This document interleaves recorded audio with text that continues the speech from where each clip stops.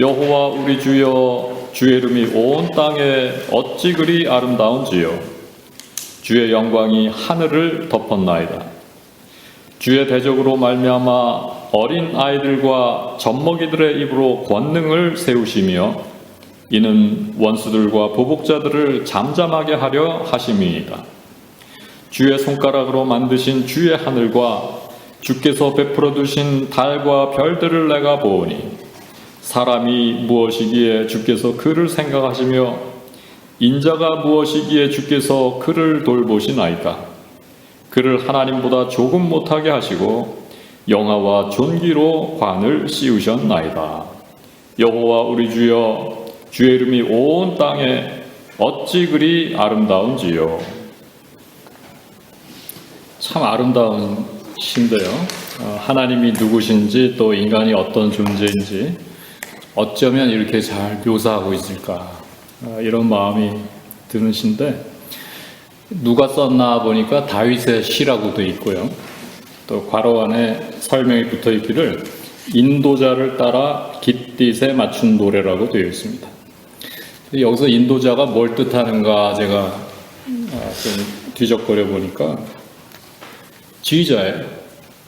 이제 같이 노래하던 시편이니까. 그 다음에 깃딧이 뭔가 봤더니 당시의 악기인데 어떤 악기인지는 알 수 없다, 이렇게 되어 있고, 깃딧에 맞춘 노래라고 되어 있는 시편이 3개가 있습니다. 지금 이 시편 8편과 81편, 84편 이렇게 되어 있는데, 그를 하나님보다 조금 못하게 하시고, 그러니까 인간을 하나님보다 조금 못하게 지으셨다는 뜻인데, 여러분 생각하시기에 정말 우리가 하나님보다 조금 못한 그 정도의 대단한 존재인 것 같은가요? 우리가 정말 하나님보다 조금 못할 정도의 그렇게 대단한 존재냐? 이거 좀 말씀에 이렇게 써 있기는 하지만 이렇게 냉큼 받아들이기가 뭔가 이렇게 불편하지 않습니까? 그래서 이분에 대한 번역을 어떻게 할 것인가에 대한 이 신학자들의 논란이 잘 있었거든요. 그래서 어떤 분들은 이 부분은 이거는 하나님보다 조금 못하다는 뜻이 아니라 천사보다 조금 못하다는 뜻이다, 이렇게 번역을 해야 된다. 그래서 실제로 그렇게 번역된 성경들도 있어요. 근데 이분들은 사실 그 원문을 히브리 원문에서 본 게 아니라, 내가 볼 때는 이게 70인역, 그러니까 헬라어로 번역된 그 성경이 있거든요. 거기에서 본 것 같아요. 왜냐면 거기는 이 부분이 정말 우리가 천사보다 조금 못하게 하셨다라고 번역이 돼 있는데, 근데 히브리 성경을 보면 그 원문에는 이 부분이 엘로힘이란 말이에요. 근데 엘로힘이라는 건 하나님에게만 쓰던 말이에요. 천사에게는 절대로 쓰지 않는 말이에요. 그래서 실제로 지금 시인은 이렇게 말하고 있는 거예요. 그를 하나님보다 조금 못하게 하시고 영화와 존귀로 관을 씌우셨나이다. 이 영화 존귀라는 이 표현도요, glory and honor, 비슷한 표현으로는 이 majesty가 있습니다. 그러니까 아주 극도의 존칭, 하나님 앞에만 쓰는 이 존칭이에요. 어떻게 이런 게 사람 앞에 붙을 수 있느냐. 그래서 더더욱 이렇게 번역을 반대하는 사람들도 있는데, 제가 볼 때는 다윗이 실제로 이 시를 쓸 때 마음이 정말 인간을 하나님보다 조금 못하게 지으셨다는 이런 믿음으로, 그런 고백으로 이 시를 썼다고 저는 봐요. 그리고 아마 이 시를 쓸 때 다윗은 창세기 1장 26절을 염두에 두었을 것이다, 이렇게 생각합니다.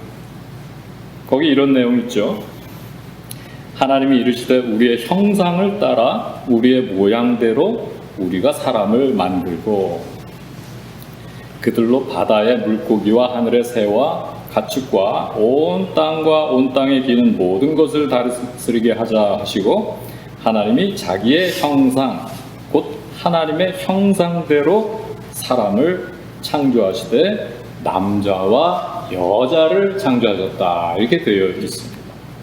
그러니까 하나님이 하나님의 형상을 따라 지으셨는데 이 창세기 표현대로 하면 하나님이 지금 복수예요.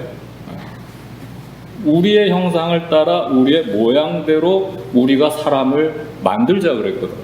그러니까 우리가 이 하나님의 어떤 형상으로 지음받았다는 게 과연 무엇을 뜻하는가에 대해서 좀 곰곰 생각해 볼 필요가 있을 것입니다.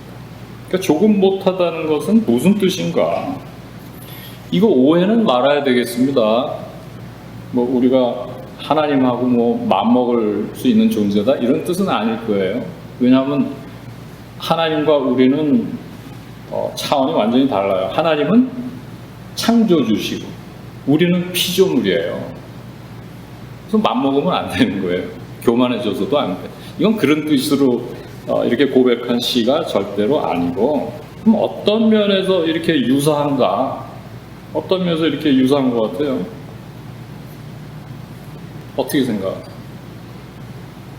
관계를 맺고. 아멘. 우리 이인숙 권사님 지금 정답을 말씀해 주셨어요. 그러니까 관계성에 있어서 그렇다. 본성이에요, 그게 본성. 하나님이 말씀하셨잖아요. 우리의 형상을 따라 인간을 만들자. 그 우리, 하나님의 우리됨, 그것이 또한 인간의 형상 속에 그대로 비춰져 있다. 하나님의 그것과 우리의 그것이 본질적으로 상통하는 것이다. 뭐 조금 못할지는 몰라도 같은 것이다. 이런 내용이에요. 사람의 본성을 어떻게 이해하느냐, 이거 굉장히 중요한 거예요. 사람이 어떤 존재이냐, 이게 기초다. 뭐 기초를 한 30cm 정도밖에 안판 위에다가 63빌딩을 지었다. 63빌딩이 그게 견디겠어요?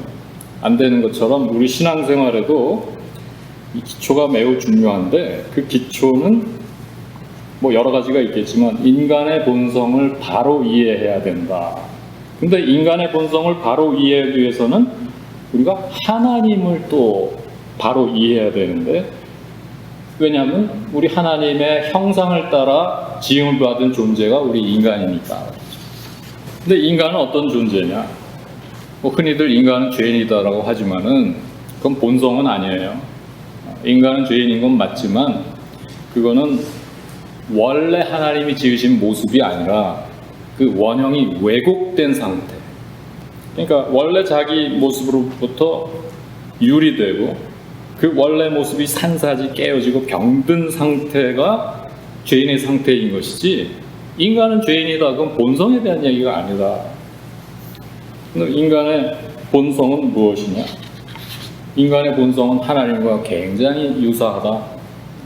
관계성에 있어서 그렇다는 거예요. 관계성에 있어서. 우리 하나님은요, 관계적인 분이에요. 우리 하나님도 혼자 못 사셔요. 그래서 성부, 성자, 성령의 하나님이 어우러져 사시는데, 그저 세 분이면서도 한 분같이, 한 분이면서도 세 분 안에 There are three persons in one God. 그 하나됨, 그리스도의 복음의 핵심이 그 하나됨 안에 있다. 근데 그 하나됨이 관계성 가운데 있는 하나됨. 그가 내 안에 있고 내가 그 안에 있고 또한 그들이 우리 안에 있는 하나됨. 다시 말하면은 각자 자기의 독특한 그 독특성을 유지하면서도 따로 또같이 하나됨. 이런 하나됨, 관계적 하나됨.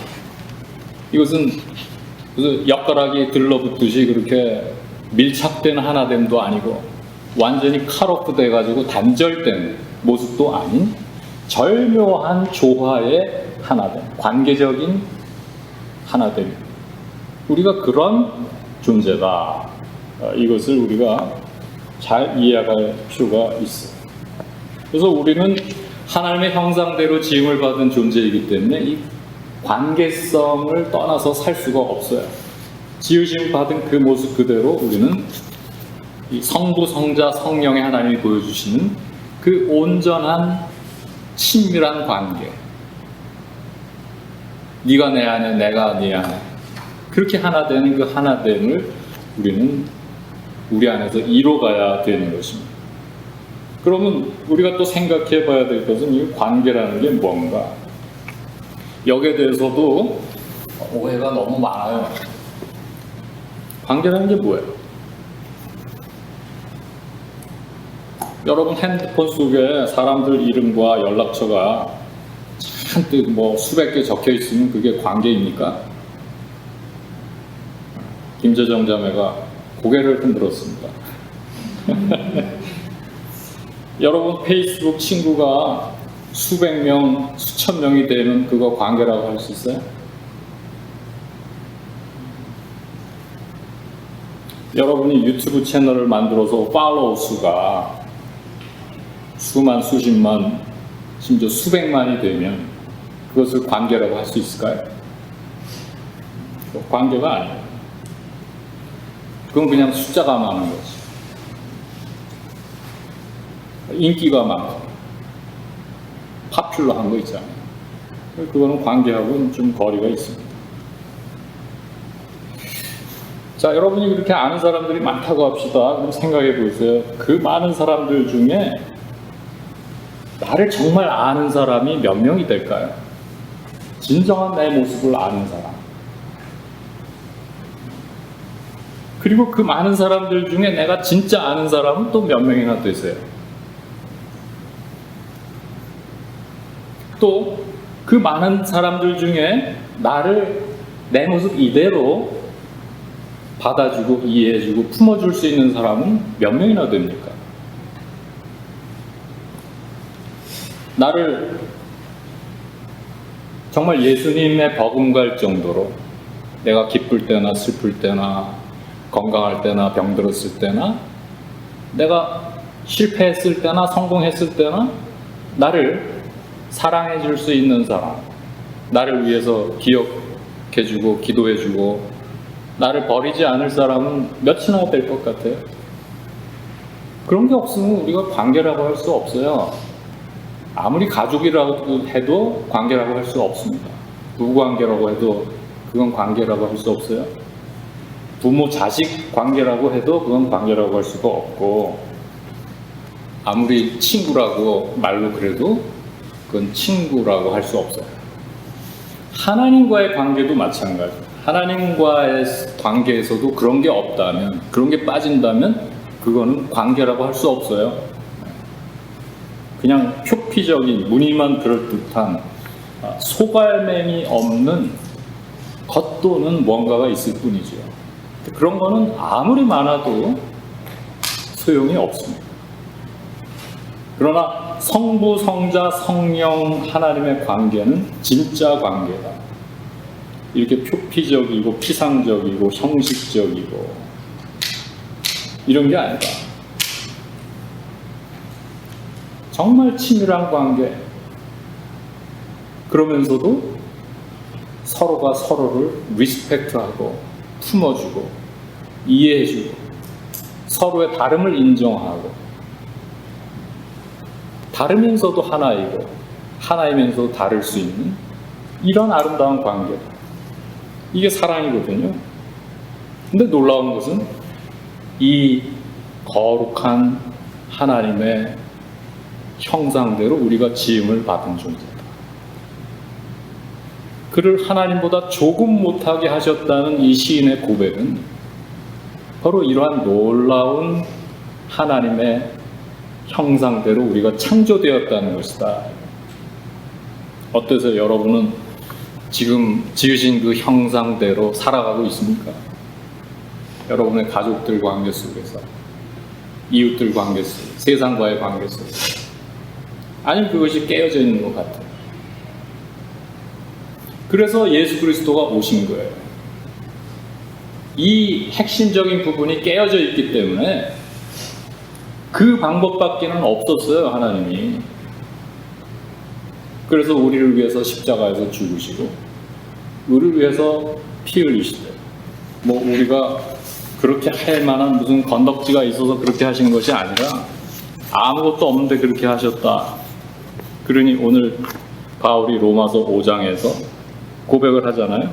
우리가 아직 연약할 때에 그리스도께서 경건하지 않은 자를 위해서 죽으셨다. 우리 회복을 위해서 그렇게 하셨다. 그러니 이 회복의, 이 치유의 복음을 우리가 이렇게 알게 되고 예수님을 만나게 된 것처럼 이렇게 감사한 일이 세상에 어디 있어요. 다 망가진 우리를 다시 회복하셨잖아요. 그 교회는 결국 그런 관계예요. 오늘 우리가 이거 둘러앉아가지고 얘기하고, 얘기를 하되 겉도는 얘기가 아니라 내 아픔도 나누고 내 슬픔도 나누고 나의 걱정하는 거, 내 마음에 짓눌리는 거, 나의 못난 거, 나의 병든 모습까지도, 나의 부끄러운 모습까지도 우리가 나눌 수 있는 거는 이 예수 그리스도의 이 놀라운 초대 안에서 우리 성부, 성자, 성령 하나님이 이렇게 우리가 아름다운 관계 안에 있듯이 너희도 그렇게 되라고 하는 이 부르심 안에서 우리가 오늘 이렇게 할 수 있는 것이다. 그게 바로 교회다. 그러니 이 관계성이라는 것이 생명이다. 하나님의 형상이다. 그게 우리가 가야 될 길이다. 이 관계성 가운데서 또 바울이 고백하기를 우리가 환난 중에도 즐거워한다는 거예요. 환난 중에. 왜? 그것을 함께 나눌 수 있는 그 관계가 있다는 뜻이거든요. 이런저런 생각을 하면서 우리의 삶을 한번 이 삼위일체 주일에 돌아보면서 우리 인간이 관계적인 존재고 또 그 거룩한 관계 안으로 초대를 받은 사람들인데 과연 내가 그 모습 그대로 살아가고 있는가에 대해서 점검을 해보면 좋겠어요. 오늘 아침에 제가 조규백 목사님한테서 카톡을 받았거든요. 근데 조규백 목사님, 지금 우리 이정민 교원님 거기 두레마을에 잠깐 가 계시지만 조규백 목사님하고 이렇게 대화를 하고 교제를 나누고 이러면서 참 기쁨이 많습니다. 근데 사실 오늘 아침에도 제가 그런 걸 느꼈는데 지난주에 이제 이정민 교우님하고 두레마을 잠깐 가서 대화도 나누고 그랬는데 한 달 반을 비워야 되는데 이걸 어떻게 하나 그렇게 기도를 하고 있었대. 근데 마침 목사님이 이렇게 전화를 해서 이정민 교우님을 모시고 오시니까 너무나 기쁘다는 거예요. 그래서 참 잘 됐다고 우리가 함께 기도하다 보니 또 하나님이 이렇게 응답하신 것 같다고 제가 그랬어요. 사실은 지난주에 제가 이 소화가 또 조금 안 좋아져 갖고 내내 좀 기운이 없었어요. 기력이 딸리고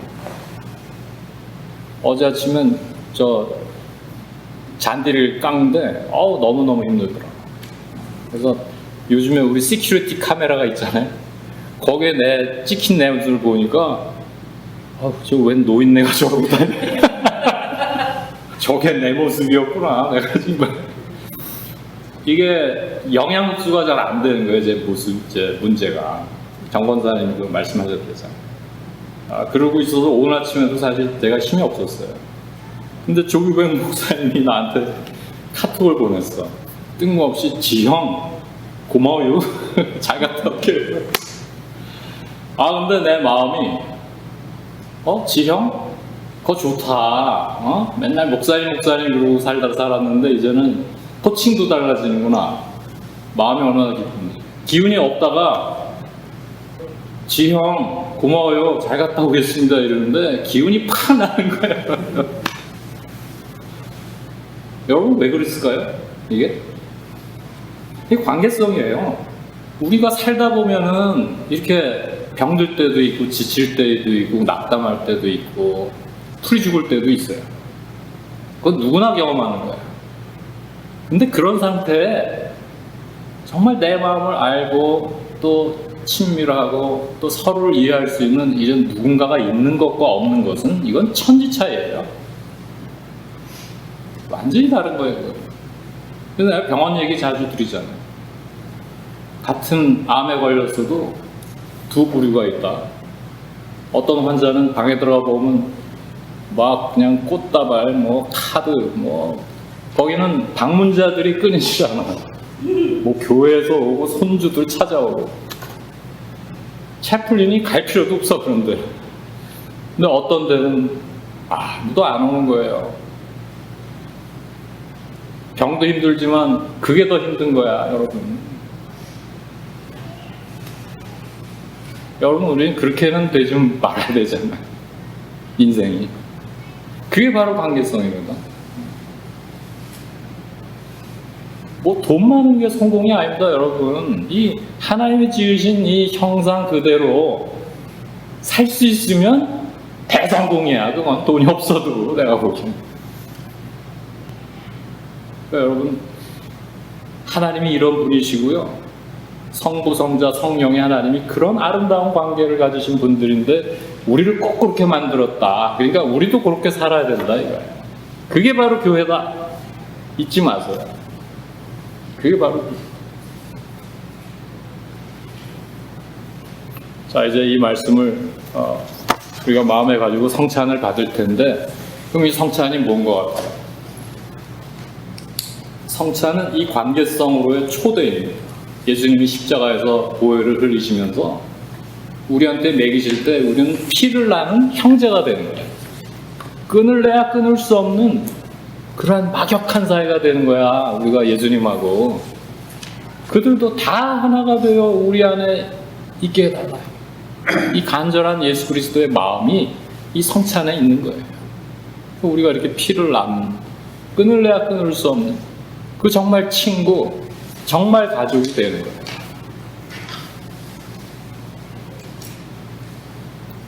이 초대에 우리가 기쁜 마음으로 또 감사한 마음으로 응하면서 우리가 정말 하나님의 지으신 그 모습대로 살아가서 또 그러한 아름다운 형상을 우리 스스로 누릴 뿐 아니라 또한 예수님께서 우리를 위해서 기도했듯이 우리도 누군가를 위해서 기도해서 또 그들을 우리 안으로 품을 수 있는 이런 하늘나라를 이루어가는 우리 모든 겨자씨 가족들 또 HST 가족들이 되기를 기도합니다.